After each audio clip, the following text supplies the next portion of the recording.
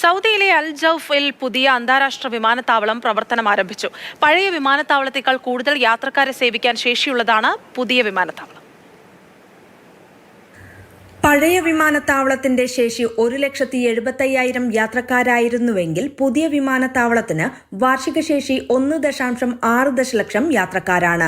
800% വളർച്ചയാണ് യാത്രക്കാരുടെ ശേഷിയിലുള്ളത്. ഏറ്റവും പുതിയ അന്താരാഷ്ട്ര മാനദണ്ഡങ്ങൾക്കനുസൃതമായി രൂപകൽപ്പന ചെയ്ത പാസഞ്ചർ ടെർമിനൽ 24,000 ചതുരശ്ര മീറ്ററിൽ കൂടുതൽ വ്യാപ്തിയുള്ളതാണ്. ഇതിൽ 16 ചെക്ക് ഇൻ കൗണ്ടറുകൾ ഉൾപ്പെടുന്നു. ഇവയിൽ 2 സ്വയം സേവനത്തിന് അനുയോജ്യമായതാണ്.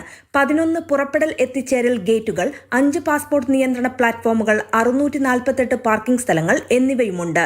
വൈകല്യമുള്ളവർക്കും സമാനമായ കേസുകൾക്കുമായി രൂപകൽപ്പന ചെയ്തിരിക്കുന്ന സേവനങ്ങൾക്ക് പുറമെ ഓട്ടിസം സ്പെക്ട്രം ഡിസോർഡർ ഉള്ള യാത്രക്കാർക്ക് സേവനം നൽകുന്നതിനായി സമർപ്പിച്ചിരിക്കുന്ന സെൻസറി റൂമുകളും വിമാനത്താവളത്തിലുണ്ട്. വിമാനത്താവളത്തിലെ കൊമേഴ്ഷ്യൽ സ്ഥാപനങ്ങളുടെ ഏരിയ മൊത്തം 1700 ചതുരശ്ര മീറ്റർ വിസ്തീർണം ഉൾക്കൊള്ളുന്നു. അൽ ജൗഫ് മേഖലയുടെ പൈതൃക സ്വത്വം ഉൾക്കൊള്ളുന്ന രൂപത്തിലാണ് ടെർമിനൽ രൂപകൽപ്പന ചെയ്തിട്ടുള്ളത്. മാതൃഭൂമി ന്യൂസ്, അൽ ജൗഫ്.